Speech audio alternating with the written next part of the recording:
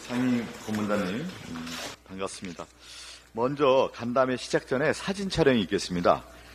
상임 고문단님께서는 착석해 주시고 우리 뒤에 참석하신 분들은 뒤에 서주시기 바라겠습니다. 저도 그렇게 저희가 뒤에서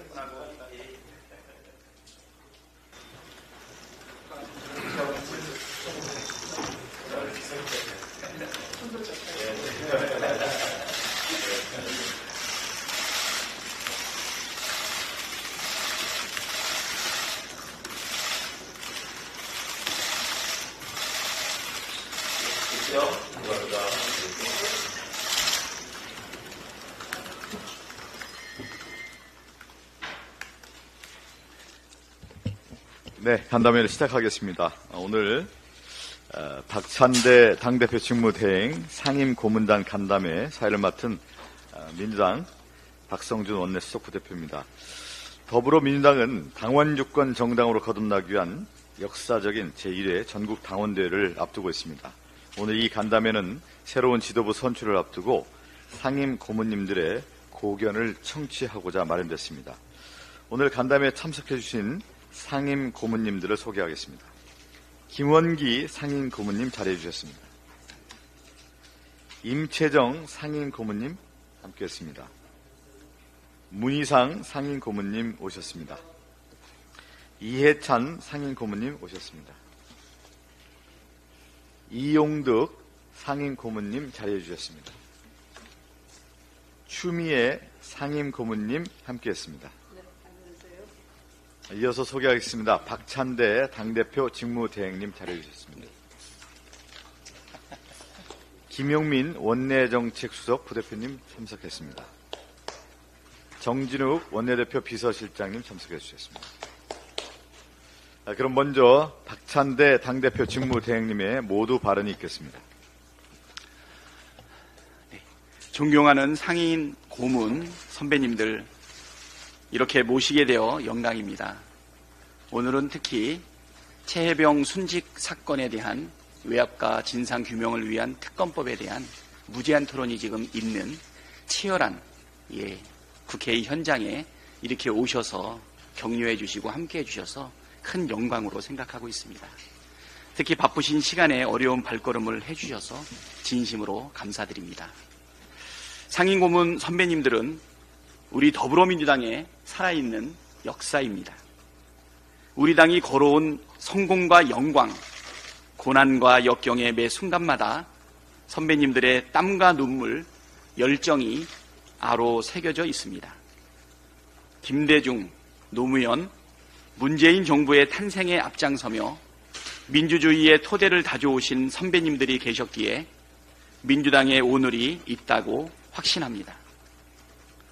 상임 고문 선배님들, 우리 민주당은 시대 변화에 발맞추어 항상 대한민국의 정치를 이끌어온 자랑스러운 전통을 가지고 있습니다. 최초의 국민참여 경선제 도입부터 지난 총선 당시 국민참여 공천에 이르기까지 민주당은 민주주의의 변화와 발전을 선도해 왔습니다. 이제는 당원 중심 대중정당이라는 새로운 시대정신 구현을 위해 다시 한번 신발끈을 고쳐맬 시점입니다.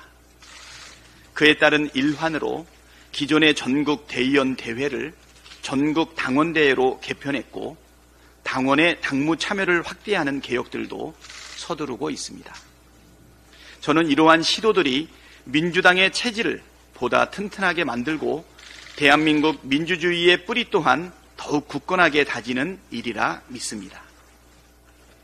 국민이 주신 총선 승리를 넘어 정권 교체까지 아직 갈 길이 멉니다. 하지만 자고우면하지 않고 한 발 한 발 앞으로 전진하겠습니다. 행동하는 양심, 깨어있는 시민의 조직된 힘을 통하여 새로운 민주주의의 장을 활짝 열겠습니다. 오늘 선배님들께서 주신 고견을 그 길에 이르는 훌륭한 길잡이이자 나침반으로 삼겠습니다. 오늘 자리에 함께해 주셔서 거듭 감사드립니다. 이상입니다. 네, 감사합니다. 박찬대 당대표 직무대행님의 발언이었습니다. 정동영 상임고문님도 자리해 주셨습니다. 예. 예. 예. 이어서 상임고문님들의 말씀을 청해 듣겠습니다. 임채정 상임고문님 말씀 부탁드리겠습니다. 김원기 의원님, 고문님 말씀하시겠습니다. 예. 김원기 상임고문님 발언 듣도록 하겠습니다. 마이크를 좀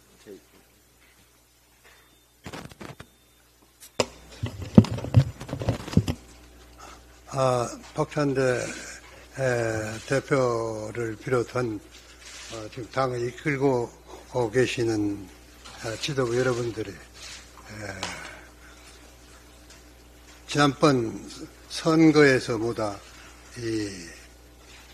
국민들의 적극적인 지원 속에서 좋은 성과를 여러분들이 거둬준 데 대해서 좀 고맙게 생각하고 오늘 우리를 초청 이렇게 해주신 데 대해서 감사드립니다.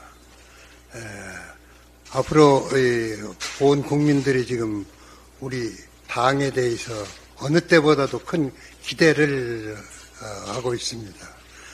여러분들이 그런 큰 기대를 항상 의식하면서 지금까지 좋은 성과를 거둔 것을 앞으로 정치 발전에 그것을 반영해서 큰 어느 때보다도 이 성공적인 성과를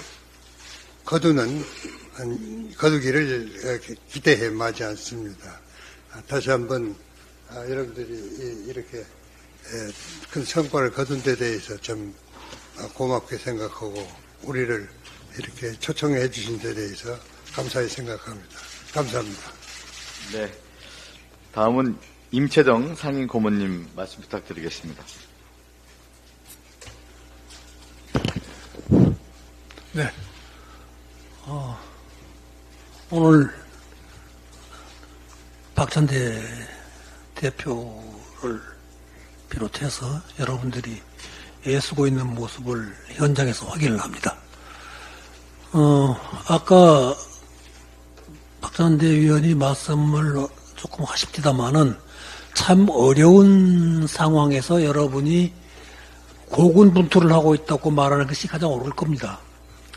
지금 우리의 처지가 야당이면서 여당이기도 하고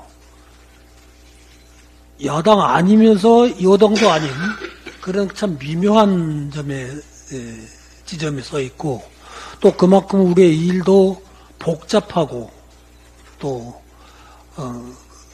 용기와 지혜를 함께 필요로 하는 그런 참 묘한 그런 상황에 처해 있습니다. 그러나 민주당은 항상 역사를 감당해왔던 당입니다. 민주당은 무슨 정권만을 목표로 했던 당도 아니고 우리는 역사를 항상 쳐다보면서 발전해왔던 당이고 그것을 추진해오려고 했던 당입니다. 그래서 오늘날에 부족하지만 이만큼의 민주화라는 것도 우리 당의 전통과 역사가 없었으면 그리고 행동과 실천이 없었으면 불가능했었습니다. 그 점에서 우리는 역사 속에서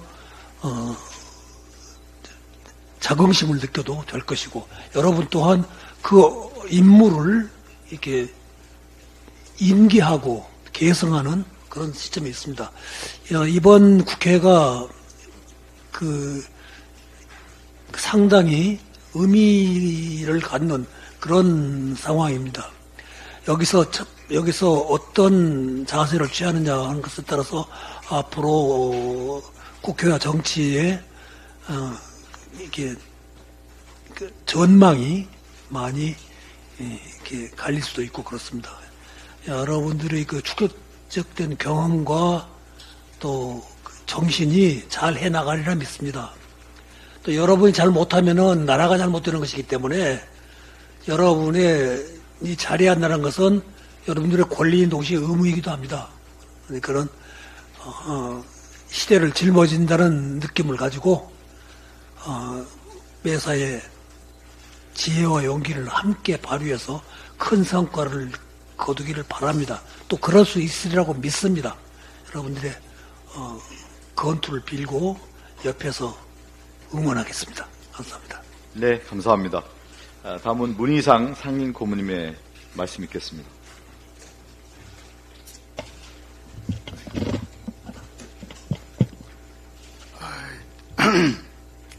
할 말이 태산같이 많은데 오늘 간담회라고 그래서 사실은 좀 적어 갖고 왔는데 분위기를 보니까 이게 얘기 우리 내부 얘기도 있고 그런데 이게 하기도 몰라 뭐하고 근데 지금 그 옛날 엽서 같은 거 쓸 때 관성하옵고 재래하옵고 이렇게 시작합니다. 모두를 생략하겠다 그런 뜻인데 긴 소리를 할 필요가 없고 여기 두 분이 다 의례적인 인사 말씀과 해서 꼭 해야 될 말을 했기 때문에 이하 동문입니다. 저는. 그리고 이걸 다 읽으면 이것도 저거 같은데 앞뒤 줄이고 좀 해볼게요. 저는 한국 정치가 위기라고 생각합니다. 정치의 불신을 넘어서 정치의 실종, 정치의 붕괴 상황이라고까지 생각합니다. 민주화 이후 87년 체제 이래 이런 정치 상황은 난 처음 봅니다. 어떤 사람은 최악이라고 그러는데 뭐 최악이라고까지 볼 건 없으나 자만 이런 상황은 처음이다. 갈등의 조정이 원래 정치의 본령입니다. 근데 일방적 밀어붙이기식 권력에 의한 통치만이, 정치는 없고 통치만이 눈에 보입니다. 대화와 타협이라는 민주주의 대원칙은 사라지고 흔적도 없이 사라지고 날이면 날마다 죽기 살기식 사생결단의 정쟁만을 몰두하고 있는 형국입니다. 상대방을 경쟁자, 라이벌로 인정하지 않고 존중해주기는커녕 불구 대천지 원수처럼 애니미로 보고 적으로 보고 타도 괴멸의 대상으로 삼는 것은 제가 보기에 아는 정치가 아닙니다. 이거는 상대방을 잠재적 피의자로 보고 흠집만 뒤지고 그저 따지기만 하는 공멸의 정치일 뿐 이것은 상생의 정치가 될 수 없습니다. 지금 국회는 독재 때 5.16 군사혁명, 쿠데타, 그리고 유신체제, 그리고 그 뒤에 60항쟁 때 우리가 보았던 그런 이를테면 독재 때와 똑같은 상황이 국회가 완벽하게 무시당하는 무슨 다수결의 의결에 걸친 것도 완전히 무시당하는 이런 이것이 민주주의에 가까운가 이런 생각이 듭니다. 어떻게 해야 되나? 민주주의를 회복해야 된다고 생각합니다. 정치 회복은 곧 국회 기능인 경제와 균형의 체크 앤 밸런스의 원리와 법의 지배, 룰 오브 로, 이 두 가지 민주주의의 기둥이 바로 세워지는 것이라고 생각합니다. 여당, 야당, 야당은 야당답게, 여당은 여당답게 해야 됩니다.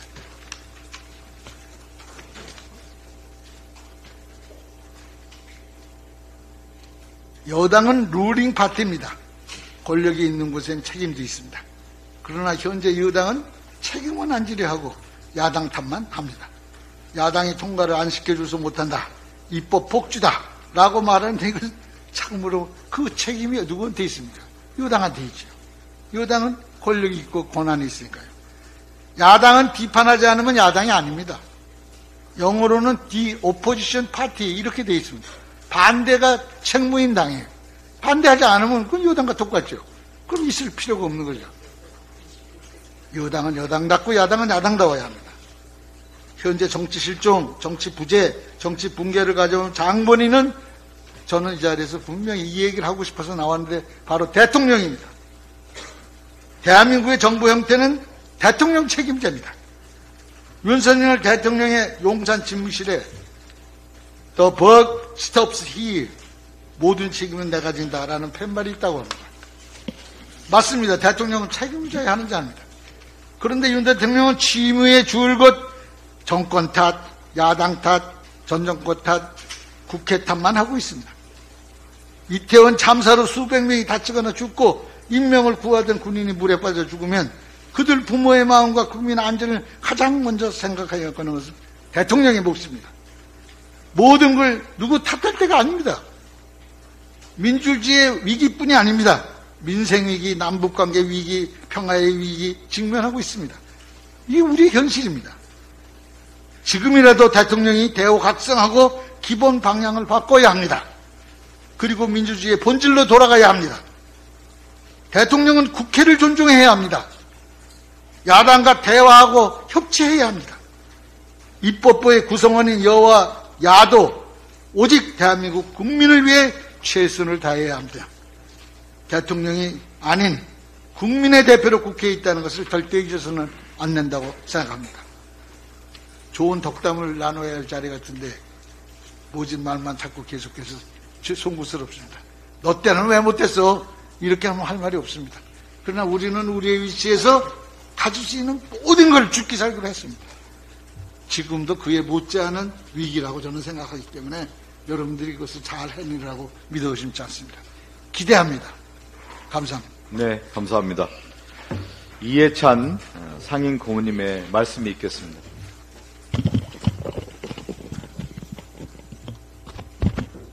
예, 박찬대 비상대책위원장을 비롯해서 여러 당직자 여러분들 수고가 많으십니다.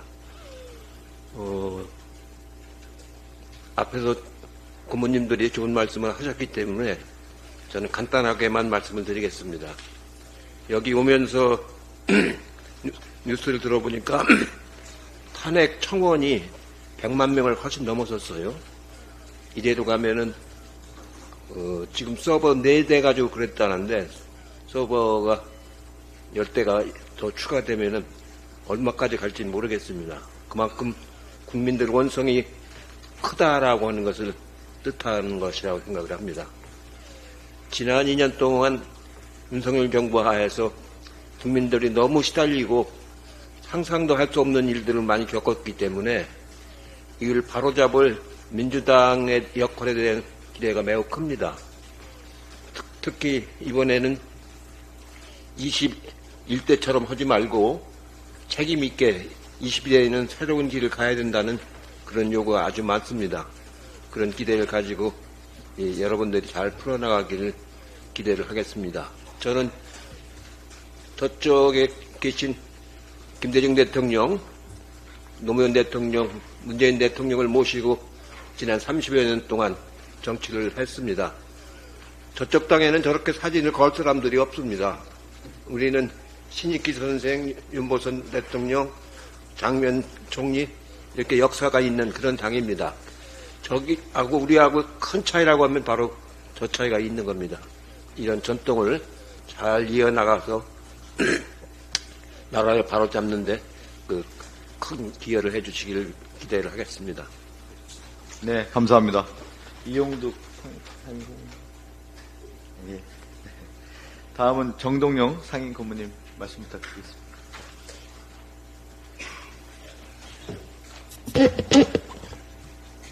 어려울 때마다 우리 원로 고모님들 오셔서 이렇게 울타리가 돼주시고 또 격려 응원해 주셔서 당의 든든한 버팀목이십니다. 금방 이해찬 고문께서 말씀하신 대로 국민 청원이 지금 100만 넘었는데요. 결국 지금 국면에서 저는 키워드는 상식이라고 생각합니다. 상식투쟁. 민주당이 벌이고 있는 것은 이 몰상식과 비상식을 상식으로 바로잡기 위한 투쟁이고, 국민들이 지금 국회 탄핵 청원에 열흘 만에 100만 명을 돌파한 이것도 상식을 되찾기 위한 몸부림이라고 생각합니다. 미국 독립혁명에 불을 붙인 것은 토마스 페인의 상식론이었습니다. 50페이지짜리 짤막한 팜플렛 하나가 미국 독립전쟁을 혁명으로 격상시켰습니다. 독립이 상식이다. 왕, 나라, 군주제가 상식이 아니라 공화제가 상식이다. 상식에 따라 행동해라 하는 것이 국민들, 미국인들 가슴에 불을 질렀습니다. 상식에 따라 행동하라. 지금 국민청원 100만은 아마도 최혜병 특검은 윤석열 특검입니다. 윤석열 특검이 윤석열 대통령에 의해서 거부되는 순간 곧바로 200만으로 뛰어오를 거라고 저는 생각합니다. 국민의 상식을 거부하는 정권이 어떤 몰락의 길을 걸었는지 우리는 우리 역사 속에서 똑똑히 보고 있습니다. 민주당이 그 역사와 전통, 민주주의의 역사 속에서 가장 중요한 지금 행동 강령은 단일 대오인 것 같습니다. 우리 원로 선배님들을 위로 또 170명의 의원들이 단일 대오를 구성해서 상식을 바로잡는 투쟁, 저는 반드시 승리할 거라고 확신합니다. 감사합니다. 네, 마지막으로 추미애 상임 고문님의 말씀 있겠습니다. 네, 그동안 당의 대선배님들께서 당이 어려울 때마다 좋은 말씀을 주셨는데 저도 그 은혜를 입은 사람입니다. 근데 오늘은 또 저도 대선배님과 함께 했습니다. 지금은 국정농단 사태를 넘어서서 국정 파탄 사태이고 국가기관이 시스템 파탄 사태에 직면해 있습니다. 온라인 청원, 탄핵 청원이 100만을 넘어섰는데요. 대통령의 직무수행 부정평가가 그 모닝 컨설턴트인가요? 꾸준한 조사에서 지속적으로 일본 기시다와 함께 70%를 넘어서서 전 세계의 악명이 높았습니다. 그것이 저는 최혜병 특검법으로 인해서 폭발되고 있다라고 생각합니다. 이미 거부권을 행사했는데 오늘은 오후에 꼭 통과되기를 국민과 함께 기도하는 마음입니다. 생사람을 죽여놓고 진실을 은폐하고 또 이를 밝혀야 되는 것이, 밝히라고 하는 것이 대통령의 할 일임에도 불구하고 이러면 누가 사단장을 하겠느냐 경로를 했다고 합니다. 그리고 이걸 밝히겠다는 수사단장은 집단 항명죄 수괴로 엮이고 보직 해임을 당했습니다. 그러면 왜 이런 사태가 일어났는지 똑바로 밝히도록 하고 억울함이 없도록 하는 것이 대통령 할 일인데 그렇지 않고 엄호를 하는 것, 그리고 800-7070 번호가 모든 것을 알고 있는데 이것을 국가기밀이라고 입 다물도록 하고 있는 것을 보면 여기에는 반드시 대통령의 경로가 원인이 됐다라는 것을 온 국민이 다 알게 돼버렸습니다. 대통령은 인간의 존엄성을 보장하기 위한 법과 제도를 감시해야 되는 인권위에 아주 대통령 닮은 아우 같은 사람을, 나이로 봐서는 형이라고 해야 될까요? 그런 사람을 추천을 했더라고요. 그 인권위원이 이렇게 얘기했습니다. 국가인권위가 좌파 해방구라고 막말을 합디다. 그런데 대통령도 최근 이태원 참사를 좌파 방송이 선동해서 야기된 것이다. 특정 세력의 업무다. 이렇게 얘기를 했다고 하죠. 정말 악마적 사고입니다. 대통령이 그 수많은 생떼 같은 죽음 앞에 그렇게 막된 인식을 가지고 국정 운영을 해왔다는 것은 국정 운영 능력이 없다는 것이고 그런 국정 운영 능력을 기대할 만한 사고체계, 인식 능력, 국정 운영 파악 능력이 전혀 없다는 것을 얘기하는 것입니다. 그래서 국민 분노가 점점 더 커지고 있는 것이고 직무수행 부정평가 70%가 이제 폭발을 한다면 저는 온라인 청원은 어디로 갈지 알 수가 없다 이렇게 생각하고요.